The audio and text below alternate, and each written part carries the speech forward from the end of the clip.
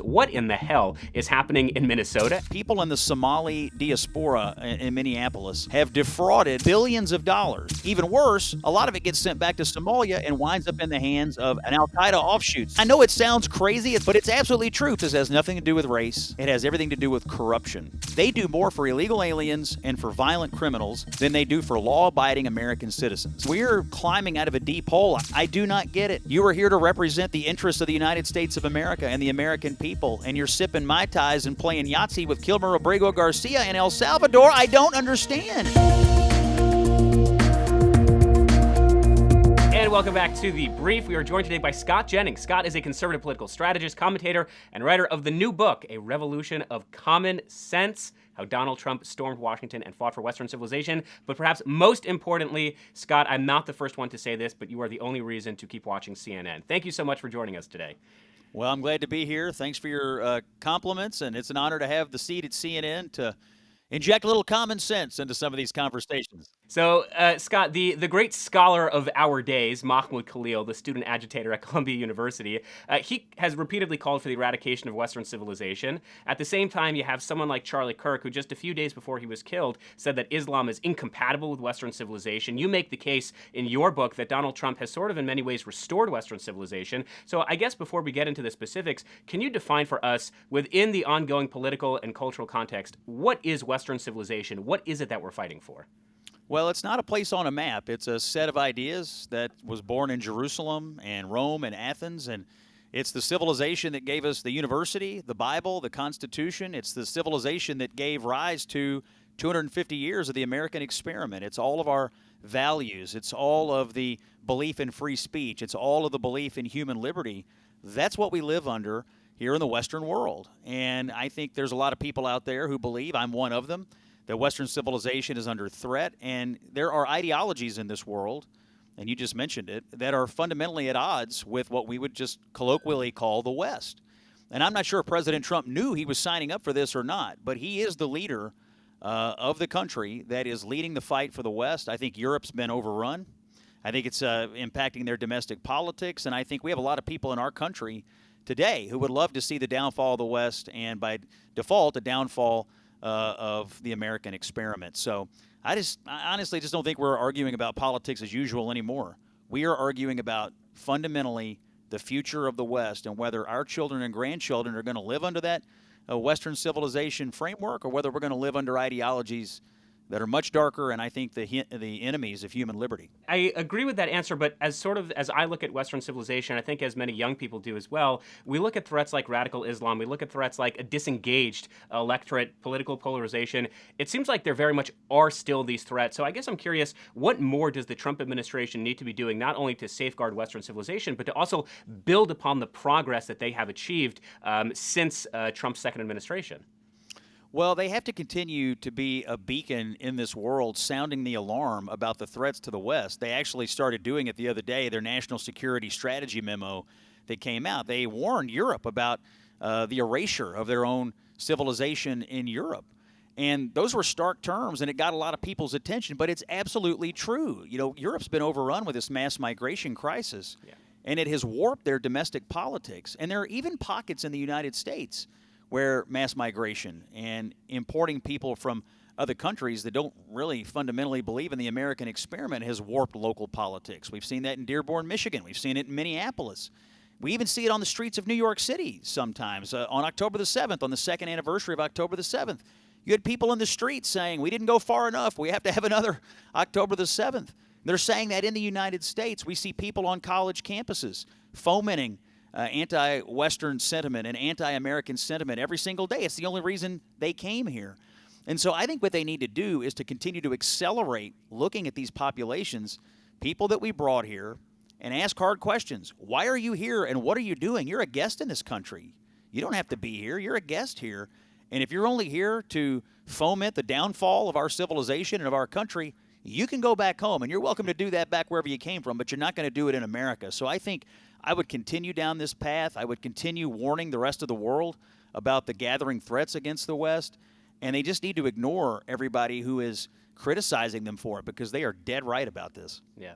By the way, I'm glad you mentioned bring them back home, because something I never really understood about someone like Congresswoman Ilhan Omar or Rashida Tlaib is when they said that we have to bring Mahmoud Khalil back home. Well, by deporting him back to Algeria or Syria, we literally are deporting him back home. But I digress. I'm glad you mentioned Minneapolis, because I sort of see the current scandal with the Somalia fraud, the largest pandemic fraud in American history, as this clash of civilizations and cultures that that you have just been describing kind of perfectly. So, number one, on a very rudimentary level, can you educate myself, educate our viewers, what in the hell is happening in Minnesota? And then sort of on a fundamental level, is it America's responsibility to be letting individuals immigrate to this country with objectively differing cultural attitudes and norms?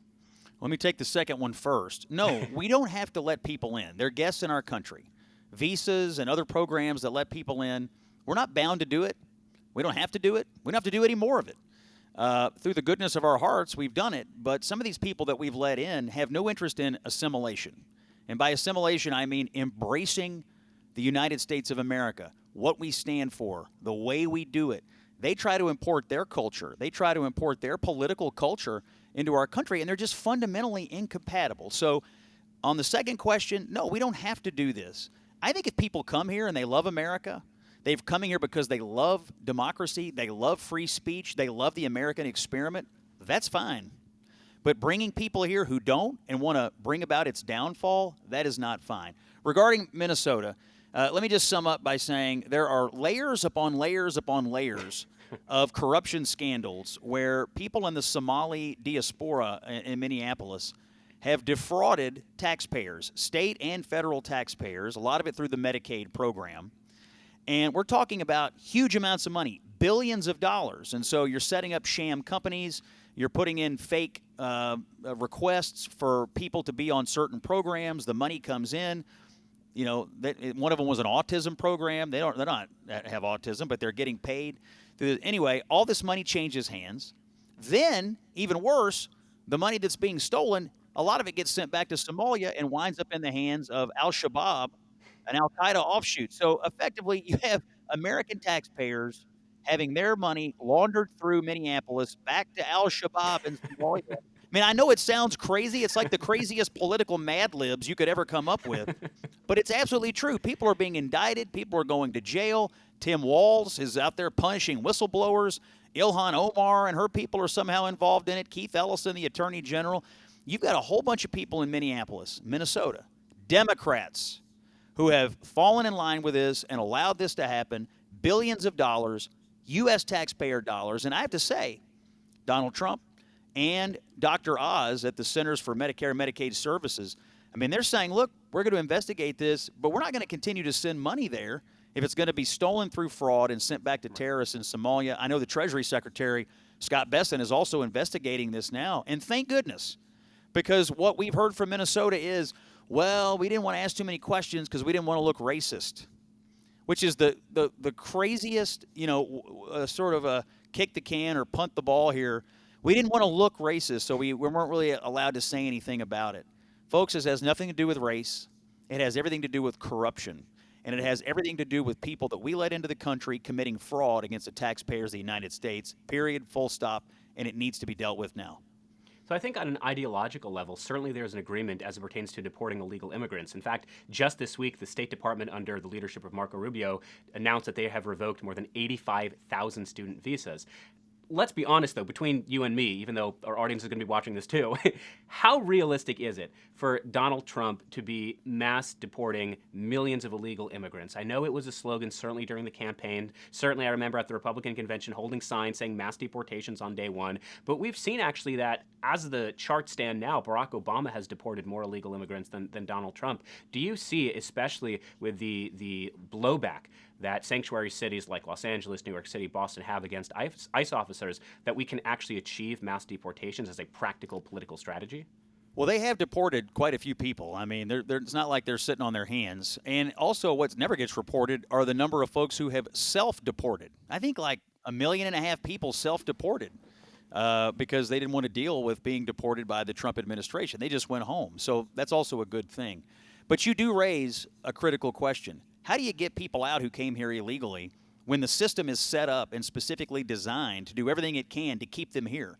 I look at the case of Kilmer Abrego Garcia, who I comment on heavily in my book. This is the so-called Maryland man who is not from Maryland, but he is from El Salvador, and he is an MS-13 gangbanger, and he was somehow involved in trafficking human beings, and he did beat his wife, and he did have an existing deportation order, and he did receive due process, and he did see like 20 judges, and on and on and on and on and on. He's still here. He has not been deported yet. Now, the Trump administration is trying to get the guy out, but if it's that hard to get one person like Kilmer Abrego Garcia out, it's a fair question to ask, how do you ever get everybody else? And so I think the American public needs to understand they asked Donald Trump to clean up the immigration system, to close the border, but we are living in a bureaucratic regime that fights and with a one political party that is fully dedicated to stopping Trump from deporting people who have broken our laws. And you called it blowback. I think the only blowback that we're seeing is based on the propaganda that we're getting about this whole thing. You know, routinely in my job at CNN, I hear all kinds of nonsense. Oh, they're illegally deporting U.S. citizens. They're disappearing children. They're zip tying this. None of this stuff is true. None of this stuff is true, or it's greatly exaggerated, or they're leaving out key details or whatever.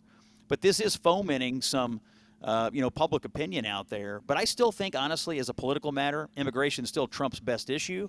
People said clean it up. He did close the border. We've had nary an illegal crossing for 7 months. They are getting people out as fast as they can. But I agree with you. It's not happening fast enough, but it's not their fault. It's a system that is designed to keep these people here for as long as possible. I mean, they're trying to wait him out. They want him to go away and get a Democrat back in the White House so they can keep these illegal immigrants here and bring back more. I mean, that's the thing. If we go back, the borders will swing wide open again. So I just have to ask then, because you mentioned Kilmer Abrego Garcia, what does it say about the state of the Democratic Party and sort of the leftist ideology, broadly speaking, that you have a senator like Chris Van Hollen of Maryland who's actually, meeting with him while he's being detained, sipping margaritas together, and you don't see a lot of accountability within the Democratic Party against this type of political theater. Do you see that the Democratic Party is just as weak as they were under Kamala Harris's leadership, or is there going to be some type of political evolution whereby they can actually create some type of comeback in 2026 and in 2028?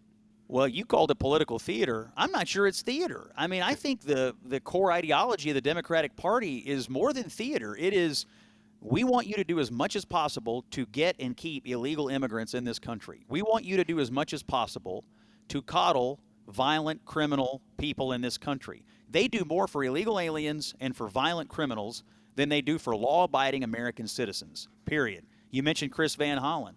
So this guy, Abrego Garcia, is living illegally in Maryland. And Chris Van Hollen, I promise you that guy has never done as much for a single American citizen in Maryland. He's never spent as much time thinking about a single Marylander than he has Kilmer Abrego Garcia. But that's what the Democratic base demands of these people. I don't get it. I do not get it. You are here to represent the interests of the United States of America and the American people, and you're sipping Mai Tais and playing Yahtzee with Kilmer Abrego Garcia in El Salvador. I don't understand. It's not even like this guy was a desirable immigrant, right? It's, okay, what if he had been a physicist or some kind of an engineer or somebody who had invented a cure for a drug? Okay, maybe we have a conversation about whether we want him here. MS-13, human trafficking, beats his wife, breaks all kinds of laws. And this is who you're fighting to have live in the state of Maryland? I don't get it. And so I don't think it's theater. I think it's what their base demands. And if they win elections and they get back in power, that's what their base is going to demand that they do. Keep all the Kilmer Abrego Garcias of the world and American citizens be damned. I think that's what their future is if Democrats win elections. Wow. Well said. I want to get a little uncomfortable just for a moment. I think it's easy for those of us on the right to attack the left and certainly the mainstream Democratic Party. But let's talk internal for a moment. Where do you see the threats facing the conservative movement, and in particular, those nefarious actors who are hijacking the conservative movement? I'm not going to mention names, although feel free if you would like to mention those names, but those who are seeking to hijack the conservative movement, those who are seeking to hijack the MAGA movement. How big of an internal threat is this, not just to conservatives, but also on a pragmatic level for the Republican Party as they seek to be competitive in the midterms and then later in 2028? Well, it is a threat. It's a threat to conservatism.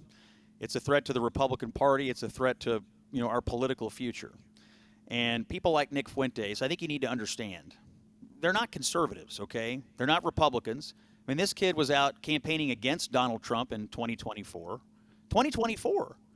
And I believe they are provocateurs who have been sent here to try to divide and destroy the conservative movement. And my message is really a couple of things. Number one, we're a political party. We're not a sponge. We don't have to soak up everything we come in contact with. If we were having a Republican Party meeting and somebody oozed in under the door and said, hey, I have an idea. Let's raise all taxes to 100%. We'd beat them up and throw them out. So if somebody oozes under the door and says, hey, I got a great idea. Let's worship and idolize Hitler and Stalin and let's be hateful against our Jewish brothers and sisters, and let's cheer on the worst elements of our history and society.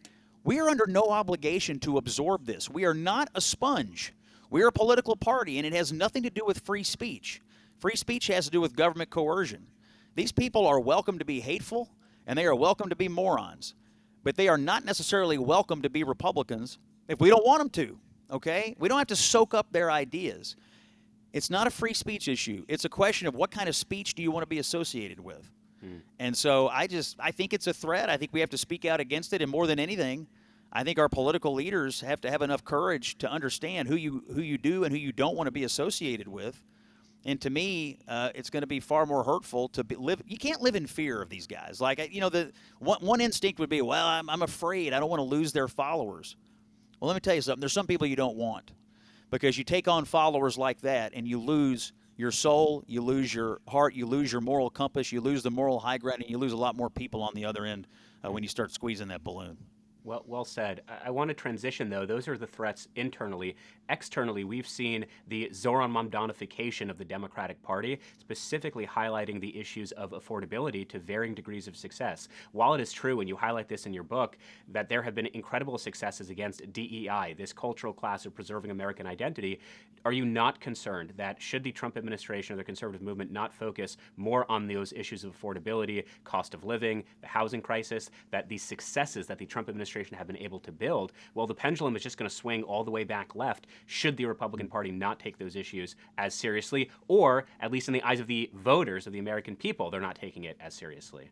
Well, it's a good question, and any political party that's in charge, the first and top issue every day you have to think about is the economy. It's what most people vote on. It's always the top issue. It is the top issue right now. Regarding affordability, first of all, we cannot allow the contours of the debate to be defined by people who propped up Joe Biden and took prices to the moon, okay? I'm not going to be lectured about affordability by people who are out here claiming to me that there was no inflation under Joe Biden. I'm just not going to be lectured. And I was on TV the other night with somebody who was going off, and I said to her, well, I know all of human history began 10 months ago, but let me take you back in time, the 4 years prior to that. What happened to prices? And the reality is this. The Democrats spent too much money. Prices went to the moon. Now they're sky high. Inflation rates have somewhat normalized, but prices are still inching up a little. But we're nowhere near, in terms of inflation rates, what we were during Biden. That's absolutely true. Trump is right about that. He's also right about the fact gas prices are low. But I think in terms of the debate, you cannot let them get away of defining the terms of the debate without acknowledging what they did to the American people under Biden. That's number one. Number two, there are things that are going to happen, I think, in 2026 that they're going to be able to campaign on. If gas stays low, if energy inputs stay low, other things will follow. That's good for agriculture. It's good for all kinds of things. Number three, if you talk to Scott Bessent, he will tell you he thinks we're going to have a boom in 2026. He thinks they have rescued the American economy, and we are on the brink of a boom in job creation and wage growth in this country because of the structural changes and the taxation and the regulatory changes they made in 2025. I hope all that is true. But as a final piece, I will just say we're going to have to be honest with the American people. Prices are not going to be what they were in 2017. You're not going to see deflation. What you want to see is a low rate of inflation, but a higher rate of wage growth. You want wages to grow faster than inflation, and we're there. It's incremental, but we're there. We have to keep that going. We have to expand that ratio over time. But you got to be honest. Trump had this thing humming along in 2017, 2018, 2019. COVID hits. Biden comes in. They take prices to the moon. That's where we are right now. And we're, climbing out of a deep hole. I said the other day, are we really going to turn the economy back over to the people with the shovels who dug the hole? Or are we going to stay with the guy who's trying to build you a ladder to get out of it? And it's a tall ladder because the hole was deep. And so I hope they put it in that stark terms and not let these Democrats get away with defining a debate around affordability when they're the ones who wrecked it in the first place. Right. Let me just ask one last question. You are the really sole voice of sanity and normalcy at CNN. And I'm just curious because ever since Elon Musk took over Twitter, now X, he quite famously said, you are now the media, right? The fact that anyone has access to information, to social media, they can have their own social media accounts. Where do you see the role of traditional mainstream media like CNN or Fox News or other organizations in the era of the podcast verse, in the era of social media? How relevant do you see it in the years ahead? Well, it's still relevant. I mean, it's still a huge platform, and especially during breaking news times, people still turn on CNN to see what's going on, and they should. And I think CNN has been smart to platform some debates. We started doing a debating show last August, that Abby Phillips show that I'm on a lot at 10 o'clock. I think that's a positive thing. There's a role. I just think what we have to realize is there's a lot more competition out there. It's not just a couple of cable news channels and the networks. You've got all kinds of people online and on social media doing all sorts of quality journalism, quality political content, and they're talking about things in an authentic way, and that's what's attracting audiences. So I still think there's a place for it. I still think it's relevant. I think one of the reasons the debating show has succeeded is because most of it is unscripted. It's actual authentic conversation and authentic debate, and it seems to me that's what audiences want right now out of media, but also out of their politicians. And so if I were giving them any advice, it would be more authentic, unscripted content featuring people who can tell the truth, who know the news, and who can debate in good faith. That right there, I think, is a sweet spot. I mean, the 10 o'clock show is like the only debating show on television, and everywhere I go, I hear two things. I love you and I love the debates. I don't agree with you, but I love the debates. The commonality is the debates. And people get the news all day. As you mentioned, you can get it in a lot of places. But where are we getting our debates? It's a country founded on debates. We love debates. We're Americans. We love to argue. And if you can do it in an entertaining and good faith way, it's a real winner for CNN or anybody else. So I think there's a role for it. But, you have to be honest about where the mainstream media is. The Gallup poll, Confidence in Institutions survey shows low confidence in the media right now. It can be restored. But it's going to have to take a change in attitude, I think, within the industry. That's why I think what CBS did, bringing in Barry Weiss, who's not a conservative, she's like center-left, but she believes in the truth more than she believes in narratives. And she believes in platforming voices from all sides of a debate and from around the country. I mean, she believes fundamentally that we can tell the truth and have healthy debates and give everybody, a seat at the table here, that news organizations do not have to be run for and by people who have one narrow ideological view. She's, getting people out of their bubbles. That is a great thing. I think that's what our debating show is. We're popping bubbles a little bit, and more of that, in my opinion, would inure to the benefit of the mainstream media. Yeah, well said. Scott, this has been an incredibly illuminating conversation. And just on a personal level, before I let you go, I was an American student on a college campus after October 7th, and there were very, very few in the media landscape who were saying much of anything pertaining to the treatment of American Jewish students on college campuses. You, of course, were a single exception and an incredible voice of clarity and moral reasoning. So on behalf of many, many people who are very excited to know that I'd be speaking to you today, really thank you for being our champion through this complex and difficult time. So Scott Jennings, please buy his book, A Revolution of Common Sense, How Donald Trump Stormed Washington and Fought for Western Civilization. Until next time.